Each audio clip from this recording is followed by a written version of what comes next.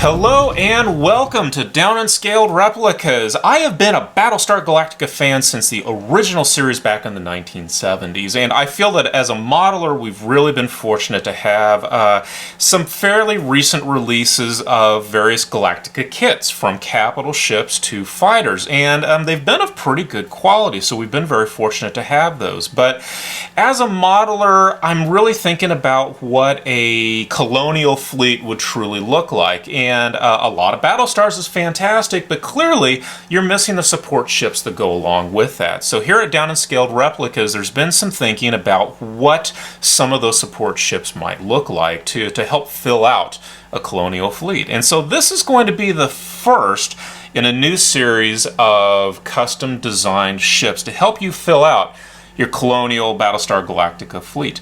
This ship is about 6 inches long. It is a terrestrial bombardment cruiser.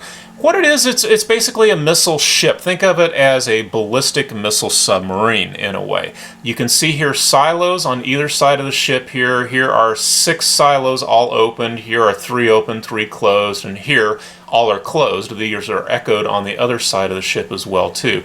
This is a prototype I built. I painted in metallic colors just to see how everything was going to go together. And what I'm going to do here now is I'm actually going to walk through the building of one of these kits so you can see how it goes together. If you want to learn more about what the terrestrial bombardment cruiser is and what the Marine Expeditionary Forces that use this ship are all about, check out our website and you'll find more information there, downenscaledreplicas.com. But in the meantime, I want to introduce you to the 20 pieces that compose the terrestrial bombardment kit. And if you think you'd be interested in one of these kits, again, check out the website and take a look at it in the store. So these kits are all going to be 3D printed. They're printed out of a resin polymer, and as they're printed, you can see that there's a lot of support structures that go along with these parts. But when a modeler orders this kit, what they're going to receive is a rough trim version of these parts. You're not going to receive all these supports on the parts. I am going to go through and do a rough trim of all of these, and then you'll receive parts that need a little bit more cleanup work but are closer to the final form. So this kit is composed of 20 different pieces. You have 2 pieces here that are basically the strong back, or the armature, the spine, so to speak, of the kit, upper and lower parts. You have the upper and lower head here. You have the engine section as well as the back engine, the sublight drive to go along with that. You have 4 nacelles for the faster than light engines, and then you have nozzles that attach to the backs of those. And then you have those 6 missile silo groupings as well that go onto the kit. So what I'm going to do is I'm going to step back and take a few minutes to do a rough trim of all these parts, and then we'll come back and I'll show you more like what the pieces are actually going to be that a modeler would receive when they order one of these kits, and then we'll begin to walk through the cleanup as well as the assembly of the kit. So be right back. The parts are rough trimmed now, and this is actually how the kit would ship to the modeler. There's still going to be some cleanup work to be done, so I wanted to show you a flavor of what that would be. So actually, I left one of the missile silos to where it is more roughly trimmed than you would actually see it. I left more of those support stubs on there than what the modeler would actually get, but I wanted to show you how easy it is to clean it up. So basically, I have 2 tools that I use for cleaning up these parts. I get sanding sticks. These you can just get at the dollar store, Walmart, someplace like that. Get the finer grit sanding sticks. And then I have some sprue cutters here as well too. You know, fingernail clippers will work really well too. And you can see that there are some pretty ugly looking support stubs on there that I left. And I left those on there intentionally. The kit would not normally come with that poor an amount of support stubs there, but I wanted to show you what it's like to clean these up. So with the nippers here, just go through. Now these things are going to fly, so I tend to cover them up with my finger as I'm clipping them. Go through and clip that, but they just come off really easy. This material is so easy to work with. There's one right on the edge there. You can see those clean up pretty well. Get a couple around on the top here. Again, I'm just trying to keep them from flying everywhere. And certainly, wear eye protection if that's a concern of yours as well too. I tend to cover them with my finger, and I do wear eyeglasses too. And that's about it for that part there, I think. There's maybe just one more down there I'll clip off. So this is really what the parts are going to look like when the modeler receives them. Now, some of the areas, like back in here where there's still some nubs, you're only going to need to clean those up to the extent that that's a mating surface. Those will never be seen. So you can take a file and you can run across those just to clean that surface up because it's a mating surface.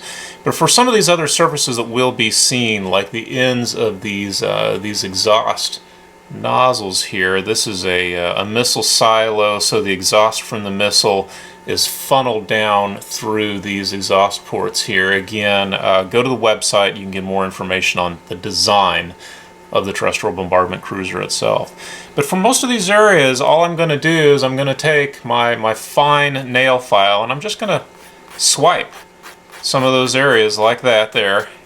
Now I'm not getting in as close, so I'm not seeing as well what I am actually doing here in some of these cases. Hopefully I'm not going overboard on any of them here. I'd really get down in and look on them. So something like this here, that just needs to go straight across.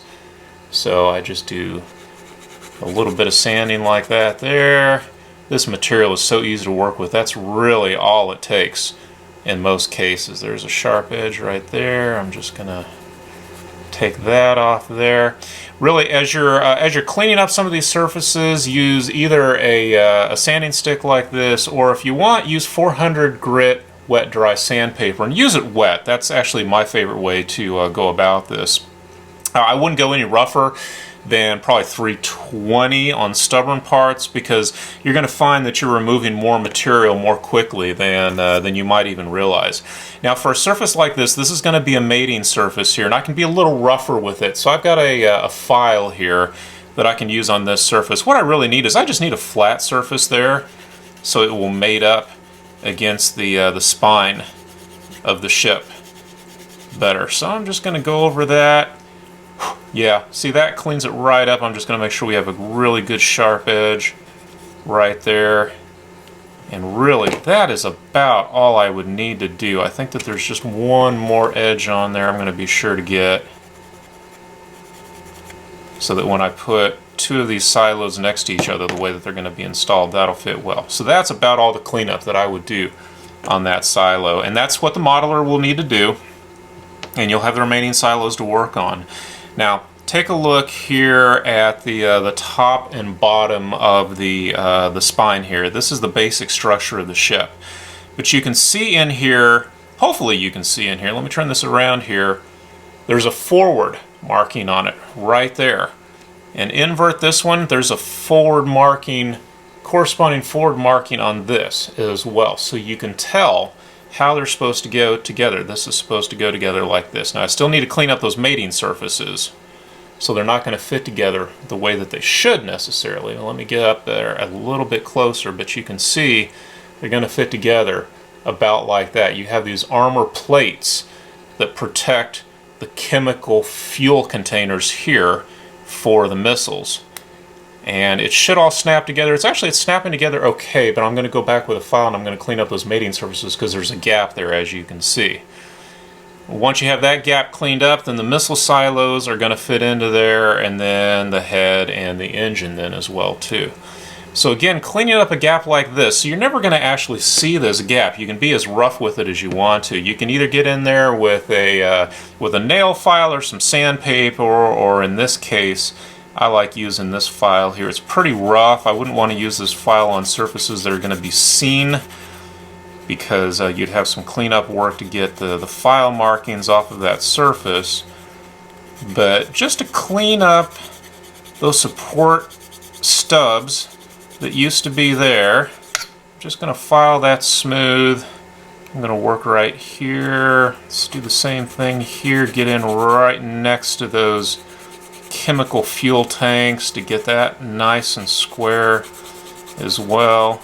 That's going to get me a long ways away in terms of getting that surface smooth there. Now you can see there's a little bit that probably should be cleaned up there on each one of these fuel tanks. Those are going to be primarily covered up with that armor plating there, but just go ahead and knock those off with some sandpaper just to be sure. But in the meantime, what I want to do is I just want to clean up this surface as well. And you know what? If you've got a nail file, where's my nail file here? You know what? You got any of these around your house? You got a spouse that has any of these around the house? You know, these will work really well on a surface like this as well too. You can just go over it like that, and it should clean up pretty quick. I tell you, this this resin that the 3D printer uses is really easy to work with. It's it can be a little brittle, I'm sorry, in some cases, so be careful with these thin surfaces like these armor plates here. But you know what? That is just about all that's probably going to require. Let's see actually how that works. Okay, so there's my forward marking on that part, and there's my corresponding forward marking on that part. So let's just mate those together.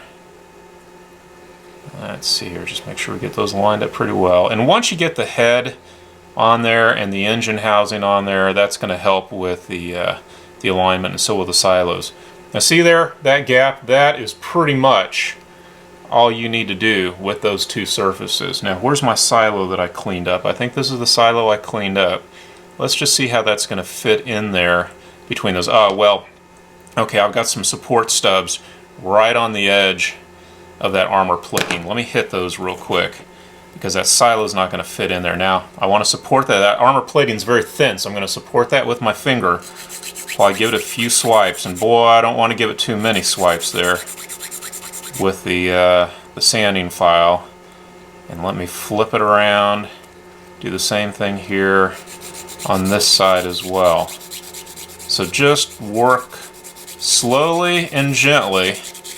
Don't be a strong man with this one, because you'll end up taking off more than you really intend to take off, just because this material is so easy to work with.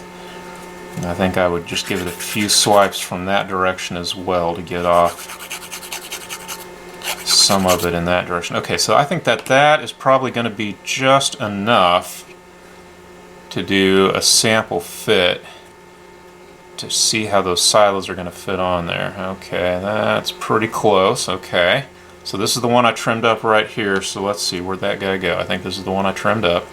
Let's see if he's going to fit on there. Let me just give him another swipe right in here on that mating surface. Okay, and now he's going to clip over the top as well as the bottom of this here. So that top, I would suggest you clip that top in first. Yep, and then you bend it around and you kind of you push it in like that. A little bit of a snap there, and he fits right in there. And that's all it took to get that to fit in there. So then obviously I'm going to go through, I'm going to clean up each one of these other sections here and clean up the silos and get them all snapped into there as well too. Now the silos are not handed, they can go on either side, and the silos can go in any position that you want them in right here. You're going to actually get two that have all 6 missile housings open. You can see the doors. Let me get in a little closer there so you can see that. You can see the doors on all 6 of those, on any one silo bank. All 6 doors have been opened, and you've got an open area there where the missiles fit. You're going to get 2 of these configuration. You're going to end up getting 2 of these where half are open, and now you can see the other half are closed. The doors are all closed on those guys. And then you're going to get 2 more where all the doors are closed. And you can put those in any position on the ship here. Get that in focus. Okay. On any position on the ship here. And the head is going to fit on one end and the engine housing on the other, and they are actually handed, so they only fit in one position. So let me just quickly go through and let's get these mating surfaces here trimmed up so we can get those in there, and you can see what that's going to end up looking like, at least with the engine on there. The head takes a little bit more work from experience. I'm just going to go around that tab there, knock off any of the support structures. Okay, and then this is the engine housing, so this is the part that goes on here. That shape and that shape match. You can't put it on the other end here because those shapes don't match, and it's going to be real obvious that that's the wrong place to put it. These shapes match. So that engine housing should slide on there. Yep, just like that. Now I've got a little bit of trimming work to do around that armor plating there, so it's not getting slid on there all the way as it should. But that's the engine housing on there. So you can see the trimming, it takes a little bit of time. Just work slow and careful. But as you work through it, you'll find out, hopefully, that these pieces fit together fairly well. So what I'm going to go do is I am going to spend a few minutes trimming up the rest of the silos, getting this armor plate trimmed up, and then working on these engines, and then I'll get back with you and we'll start taking a look at what this looks like as you begin to assemble it.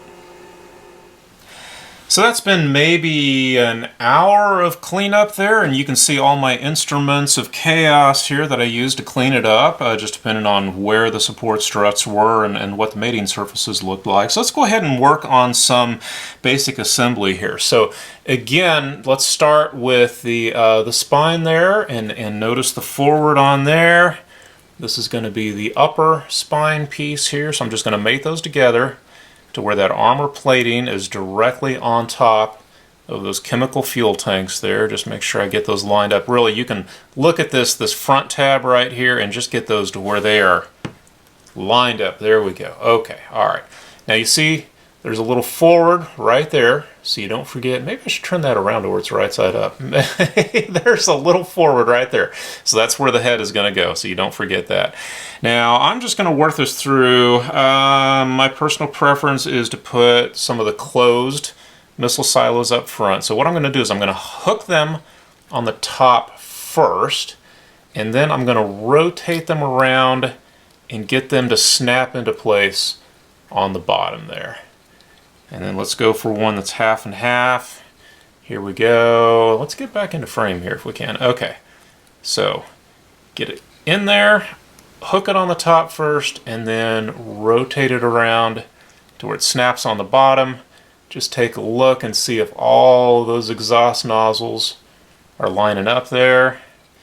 And then let's go fully open on the rearmost silos here. Okay, now I'm going to flip this around and follow back around on the other side. Again, these silos are not handed, so they can go in any position on either side. Mix and match, whatever you want to do. Alright, so now this guy is solid, stable.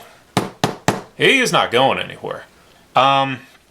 Okay, so now that's the forward end. Let's take a look at the rear here first, and let's take a look at the engine housing. This is the top side of the engine housing. See that interesting shape there? Back here on the sublight engine, you're going to have that same interesting shape. And I don't know if you can see it. I didn't even bother to trim off some of the support stubs in there because it doesn't matter. As long as the fit between these two parts is good, and I'm going to hold them together, then that's all you need. Now, look at all these interesting shapes here that I have for the faster than light engine nacelle. So you can't screw this up the way I have designed this, I promise you.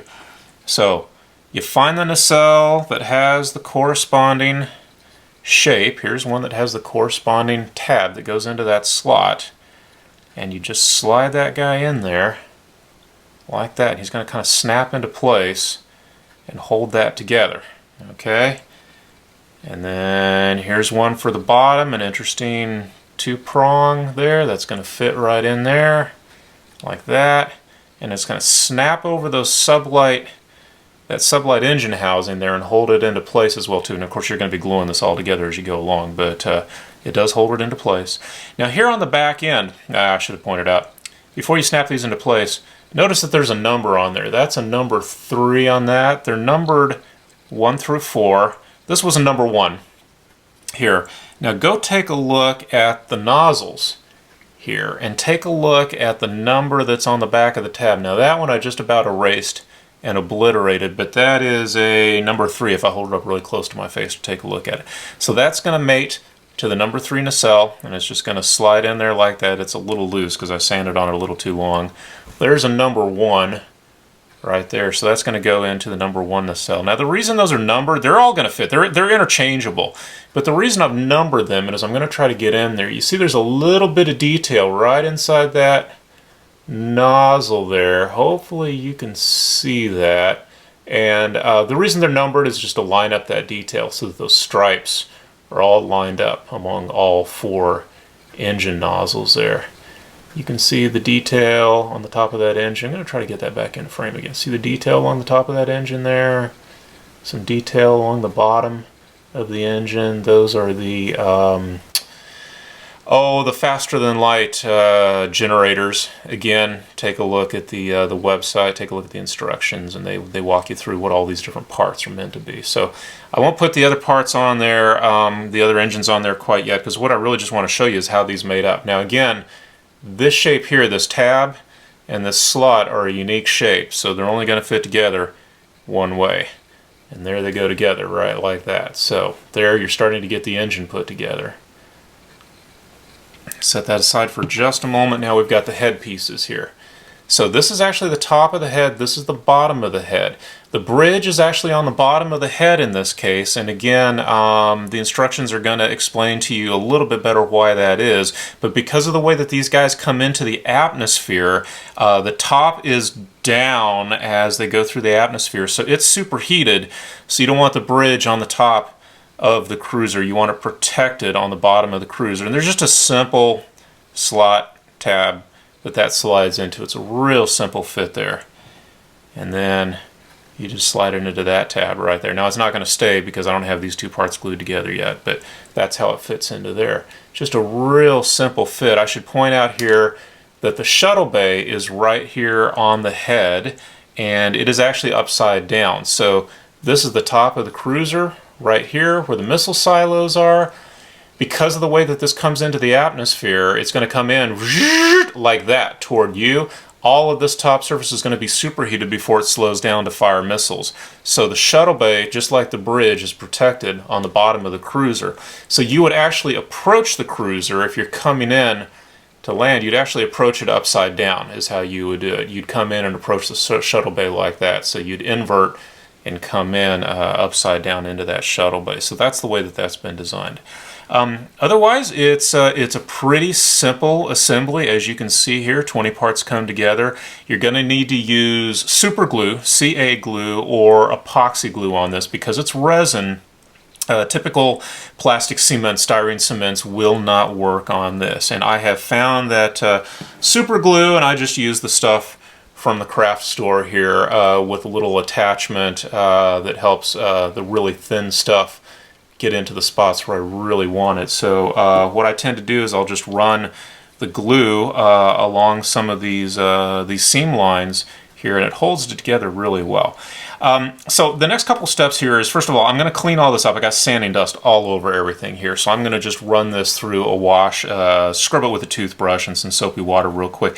Not because there's any mold residue on here or anything like that that you have to get off. It's just because I've been sanding and filing on these pieces, and there's just sanding dust all over them, and I want to get them clean. So I'm going to clean them up. And then I am not really going to pre-assemble too many of these pieces. I'll go ahead and glue the head together, but what I will do is I will leave all of the silos apart because I think of the way that I want to paint this. I think I want to have some differential paint colors in here on some of these exhaust ports, and it's just going to make it a lot easier. That would be kind of a difficult job masking off all those chemical fuel tanks and exhaust ports and thrusters down here, and I'd like to paint them all just a little bit different shades of gray and such. So I'm going to leave this unassembled as I begin to prime it and paint it, and probably the same with the nacelles and the engine housing as well. Just make it a little bit easier to get in here into some of these details and get them painted. But then I'll go through after I prime these and paint these, begin to assemble them, and at that point we'll come back and we'll see how things are looking. And we're back with a good coat of primer and then a lot of shades of gray. I don't think I have 50 on here, but I think I've got 5 or maybe 6 shades of gray on here. For primers, probably my favorite primer is the Tamiya Fine Surface Primer, either the gray or the white. Be careful, there's a fine surface primer and then there's just a surface primer. I find that at least on these 3D printed parts where there's a lot of detail, you want to go with the fine surface primer because it doesn't obscure those fine panel lines and fine details. Whereas just the surface primer, sometimes it can do that, I find. So we've got the primer on there and we've got a lot of shades of gray.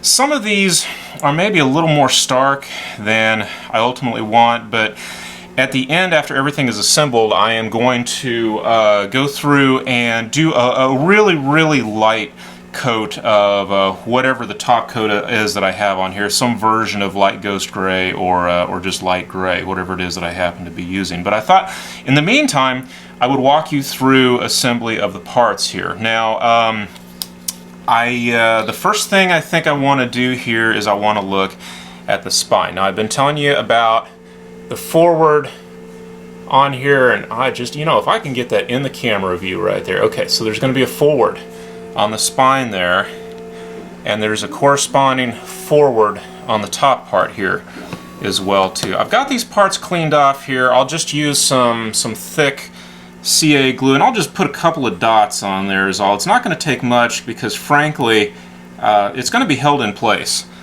by these silo batteries here. So this is just really to keep it from moving around. Just a couple of dots. It's really not going to take much at all. And I'm going to use, that was a thick CA glue. I'm going to use thin everywhere else. And it's just going to, really, it's going to be a pretty tight fit on there. It's going to snap into place. I think I showed you that when we were just looking at the rough parts. I just want to make sure that this tab up here is aligned as much as possible. Now you can see, hopefully, let's get it back into camera view. There's a forward marking right there on that. And remember, that's where the head's going to go. So no question there. All right. So that's all put together. So this is the forward end. I'm going to hang on to that, and I'm going to start snapping in the silo batteries. Now you can mix and match these however you want to. I think what I'm going to do is I'm going to have my closed batteries up front.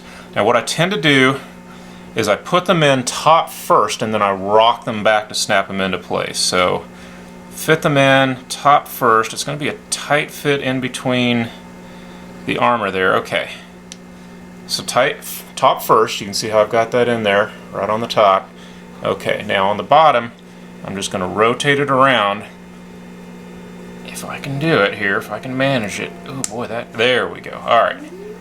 And now that's in place. Okay, top is in place, bottom is in place. So I'm going to put both of those on the forward end here.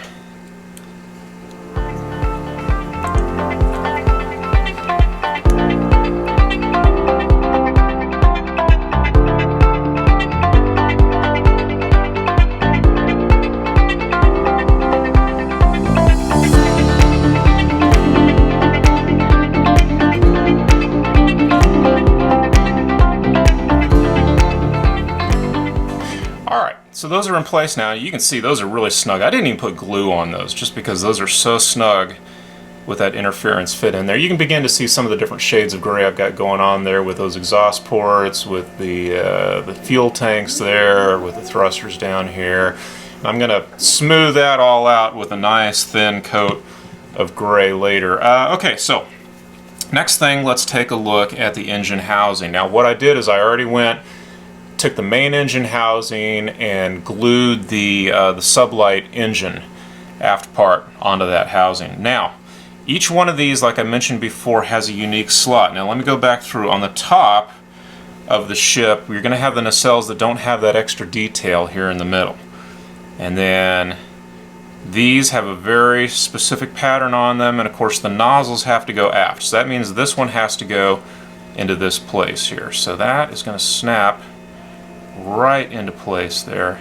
Now what I'm going to want to do is I do want to put a little bit of glue on those. So let's see, how am I going to want to do this? I think the best way to approach this is just put a little bit of glue right in here, and I'm going to use the thin stuff. I think that that's going to work out okay. And really, again, the fit is tight enough here, it's not going to take a whole lot, but I just want to have a little bit on there to make sure those guys aren't going to just come off at some point, get lost. Okay.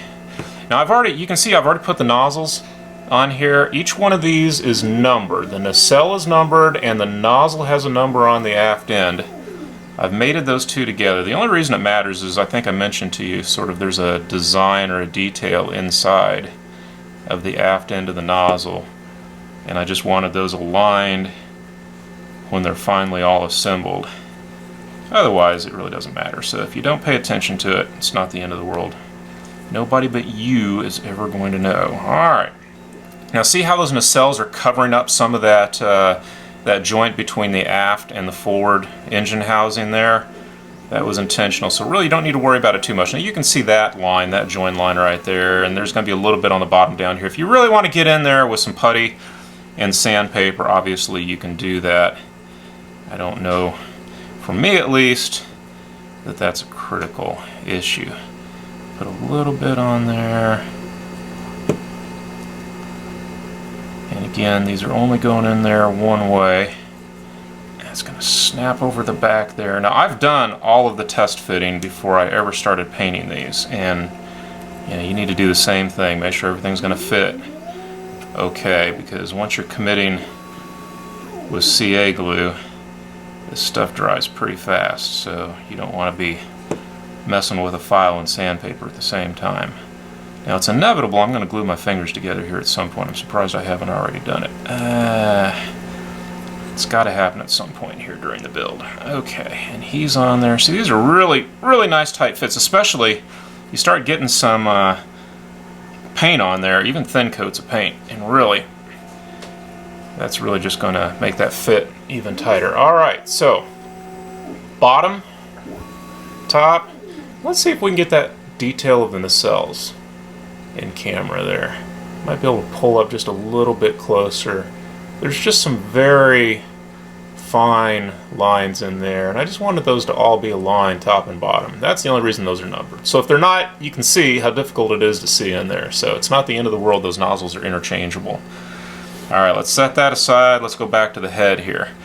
So I did just a little bit of a darker shade of gray. This is the deck of the shuttle bay here. So the shuttle bay is upside down relative to the ship itself. I think, let's see now, what's the best way going to be? That tab fits in there like that. It's a pretty tight mating surface. What I'm actually going to do, and make sure that you've got that in there to where that bottom part is slid forward all the way. So it's fitting there. So what I'm going to do actually is I'm just going to get in there after the fact here. Run a little bit of thin CA glue in here.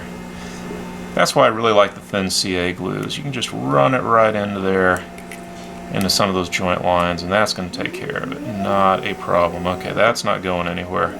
Just make sure that's really together there. I think that's how it's going to be. Alright, so wow, 20 parts. Now we're down to 3 at this point. So recall the forward end here is marked. This is where the head is going to fit. I tell you, these fits are usually so tight you hardly even need to put any glue on there. Let me just check and see how that's going to work. Yep, that's looking pretty good. So if I can get that back out of there, I think what I will do is I'm just going to put a dab of glue on here and try not to make a mess with it. Get that slid together. Okay, so that guy's not going to go anywhere. Make sure I got that on there straight. Does that look straight to you? I think that looks straight. Yeah. Okay. And it looks straight from that direction. Yeah. Should be pretty well aligned there. Looks like I've got a little bit of play in there. Okay. Hopefully that glue's going to hold that. I might have to run just a dot right here on the neck, and that should be hidden by that last really fine coat of gray paint that I put on there at the end. And of course I'll do a dull coat at the end as well too, just to blend everything in a little bit better. Alright, so now the engine housing, again these tabs are unique, so the engine's not going to fit on the front anyway and vice versa, but just want to make sure. Okay, alright, so that's going to look okay. The best place to put glue, it's always hard to tell.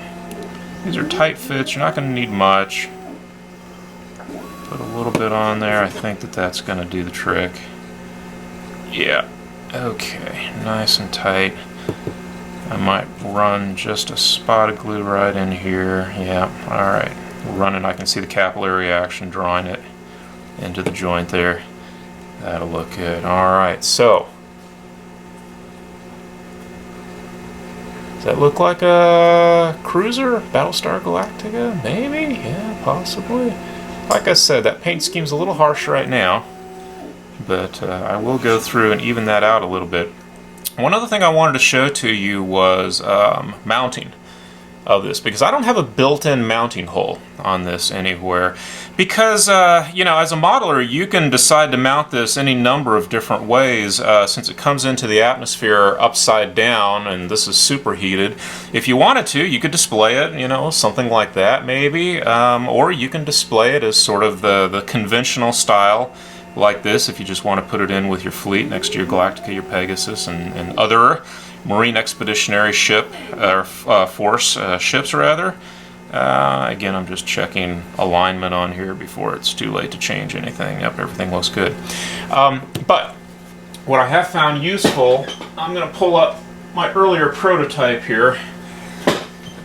This is an earlier prototype that I painted in metallic colors, and you can see I've got him just on a block of wood here. But what I had done here was I had drilled a 5/32 inch hole right there, just in between a couple of those thrusters. It's a very convenient location. It'd be right here, and then that's where you put your 5/32 inch brass rod if you want a more conventional display. And I found that that's a very convenient location for it. I've just got a rough block of wood on here right now. I'll make up a better display later, and you can see, yeah, it sits upright pretty well doing that. So I may do the same thing here for this one, but just a suggestion. That seems to have worked well for me. It's well hidden down there, and it's easy to drill through that particular part of it. So the next thing I need to do is I'm going to put a little bit of color on this. You'll see what I mean if I'm successful here at doing that in just a moment, and then come back and take a look at the completed model. Just wanted to show you I'm pulling off a panel line wash here that I just put on about 10 minutes ago. It's an enamel, one of the Ammo MIG panel washes, and then I just take it off with a Q-tip after it's had a chance to sit briefly, and hopefully this will just pop out some of these panel lines here, armor plating I think in particular, but definitely on top of these silos.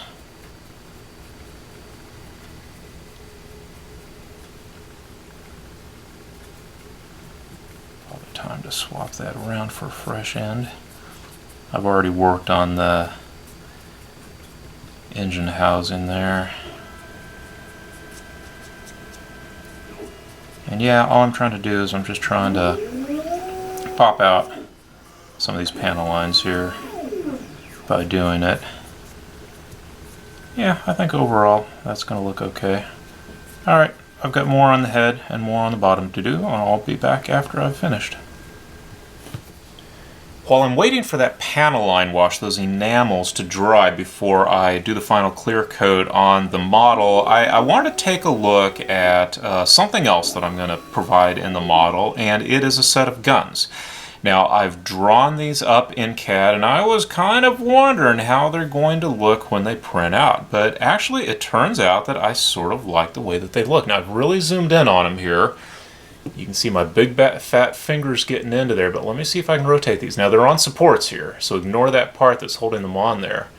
But hopefully you can kind of see. I've got two different flavors here. I've got a set with barrels elevated, and I've got a few with the barrels level then as well too. Turn those a little bit just so you can get a good look at how they print it out. Now I built in about 10 or a dozen, I think it's a dozen different mounting locations for guns on the model, and I wasn't entirely sure I was going to be able to get any printed out, but you know what, these are actually looking pretty good. So I'm going to be including about twice as many as you actually need in with each kit, just because who knows how many of these are going to go ding and just go off into the wilderness, never to be found again.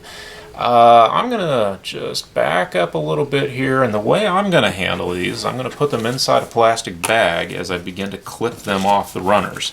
Now, I've just given them a coat of gray paint so far, but what I'm trying to avoid here is the carpet monster eating very many of these. So I'm going to get in really here close with the plastic bag and see if I can't get some of these clipped off of those runners there.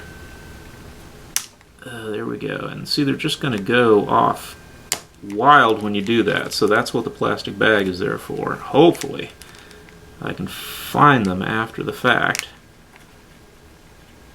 I'm using sprue cutters here. Obviously an X-Acto knife will work out alright, but really, if you don't have a good pair of sprue cutters, I highly recommend that you get hold of some. They're not terribly expensive, but boy, you will just use them all the time. Alright, let's see here now. What are these going to look like when I dump them out of the bag? See how many of them I can actually find.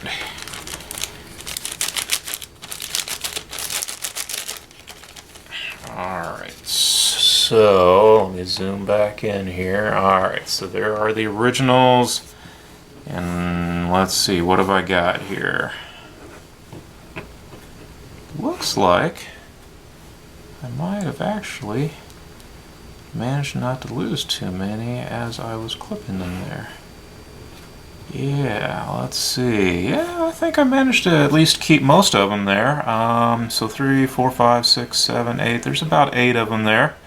I think I can use. There's a couple that are still hiding there. Okay, there we go. Now we got them all. Alright, that I clipped at least. So I'm going to go through, I'm going to kind of figure out where I want either the level ones or the elevated ones. I'm just going to have to see where they make sense on the model there. Let me get a coin just so that you can see the size of these things. I think the problem I've had with Galactica kits up to this point that include guns is I've felt like those guns were just grossly out of scale for what they should be. But I was afraid with these that trying to print them in scale, you just wouldn't have any luck with them. But you know what? I'm pretty happy with those. So this is the type of deal where you got to think about, did I commit enough sins in a past life that I really need to atone for them by messing with something like this? If you feel like you're relatively sin-free, then I'd say just forget about it. Don't worry about it. The model still looks great, even without these, in my opinion. But you know what? If you feel like you've got something to make up for there and you need to suffer a little bit, then give them a shot. These aren't looking too bad. I'm going to be anxious to see how they look once they're on the model. So let me put on a few and see how they look. Well, I believe I'm ready to call this project done now at this point. While I had the model gloss coated, I did a pen wash of light gray in the panel lines, and you can see that that just really helped pop out some of those panel lines there at the end. And it's a quick thing to do. You saw how I was quickly removing it with a Q-tip. And then I did an overall flat coat. I used a Vallejo flat in this instance. Haven't really found a favorite flat coat yet, but between micro flat and Vallejo, something typically works well for me. And I put a little bit of color on it as well too. You can see a little bit of a blue on the nose there.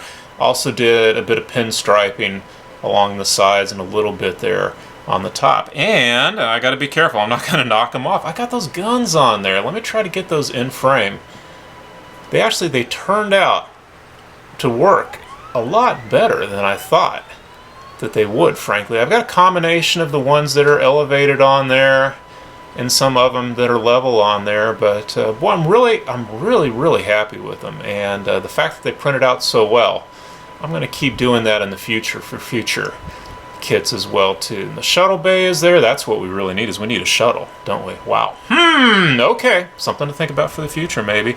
And I did finally drill the stand for the mounting hole rather for the brass rod. You can see that's just going to fit right into that hole there for mounting, and it's not real obvious if you take it out then either. I'm really happy overall with the way the detail came out on the print. It's just as I intended. See those sublight engines back there in the center and the 4 FTL drive nacelles on there, the top of the engine there.